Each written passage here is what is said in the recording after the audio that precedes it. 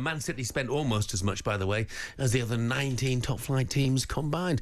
Amongst City's signings, the Porto midfielder Nico Gonzalez, £50 million. Villa, of course, they brought in Marcus Rashford, Marco Asensio, Axel Disasi as well. Tottenham signed the highly rated Bayern Munich forward Mathys Tel, also on a loan deal, option, I think, to buy at the end. Joining us now to give us more on these European incomings to the Premier League, our European football expert, Kevin Hatchard. Morning, Kev. Morning, Kev. How you doing? Morning, guys. Very well. Thank you. Very well. Now, look, tell us first of all about Mathys Tel, because I suggested a little while ago that a couple of weeks ago, unless you were an aficionado of the Bundesliga, you probably didn't know anything about him. So what sort of player are Tottenham getting, and will he fit in there?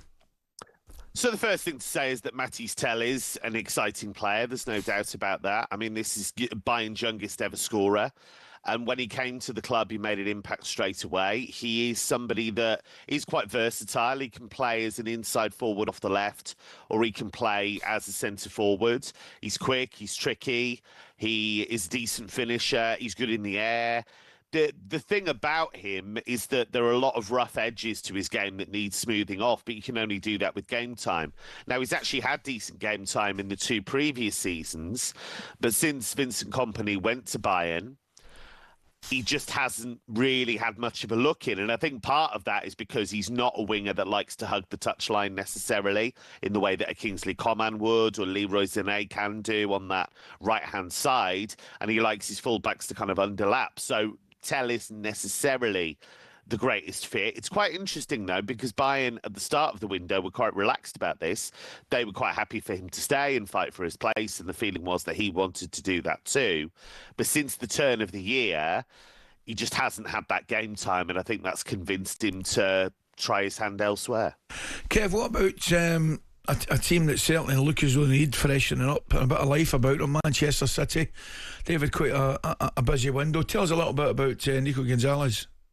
Yeah, I think he makes a lot of sense because this is a guy that came through the Barcelona academy, played a fair bit for Barcelona, but of course they're well stocked in midfield with Gavi, Pedri, Frenkie de Jong.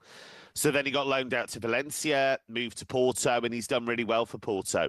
He's a guy that will bring quality and energy to that midfield, and that's what they're desperate for. I mean, you look at how vulnerable they are in transition. You look at how many goals they're giving up. You look at how many fast breaks they're giving up. So you slot him in next to Kovacic, and I think that's going to really help. The other thing as well is that City have looked at him for a long, long time. They tried to sign him a couple of times when he was a youngster. You might remember his dad, Fran, who used to play for Deportivo La Coruña, fantastic player. And he's done some work with City. So there's a link there. I'm not surprised that Porto pretty much held on for the release clause because they had to pay a big chunk of that money to Barcelona.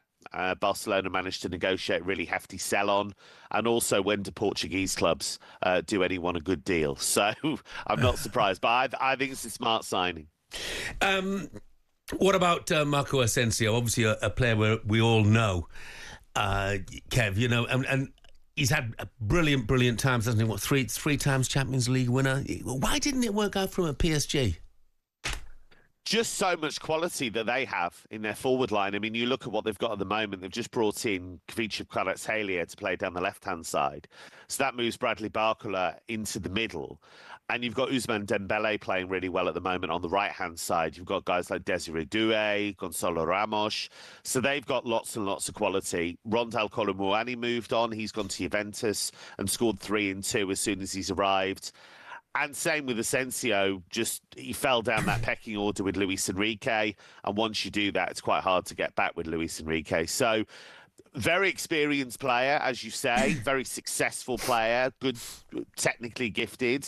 And I think somebody that's versatile as well. So I think what Villa have ended up with is quite a really interesting set of forward players because you've got him, you've got Marlon's pace and directness, you've got Marcus Rashford coming in, you've already got Watkins in the building, Morgan Rogers is in great form. That seems to me to be certainly a forward unit that's ready to play Champions League and league football.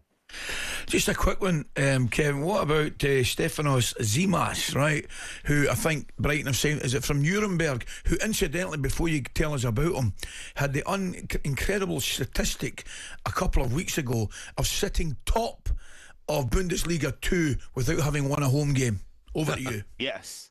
That's very Bundesliga 2, by the way. It is the craziest league, I would say, in Europe. Hamburg's my team. Check it out. It's great.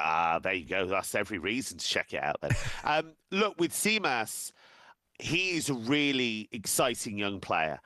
Very raw, but I think the thing that's worth bearing in mind with him, so he was at PAOK in Greece. They sent him to Nuremberg with a buy option, and he has been electric. In that second tier, he's in double figures for goals. He's quick. He's really hardworking. Buzzes all around the pitch. Good finisher as well, and has worked with Miroslav Klose all season. And he's the Nuremberg coach at the moment. So you're going to pick up a few things as a striker working with Miroslav Klose for the season. So when Nuremberg brought him in from PAOK, a few people thought, well, that's quite a hefty buy option. How are they going to afford that? But they've obviously found another buyer and they've been able to flip him. So I think Brighton in the long term will have a very exciting player on their hands. Kev, thanks very much indeed. Thanks, Kev. Cheers, guys. talkSPORT Breakfast, waking you up Monday to Friday morning from 6 a.m. on AM, on DAB, via the talkSPORT app and on your smart speaker. talkSPORT.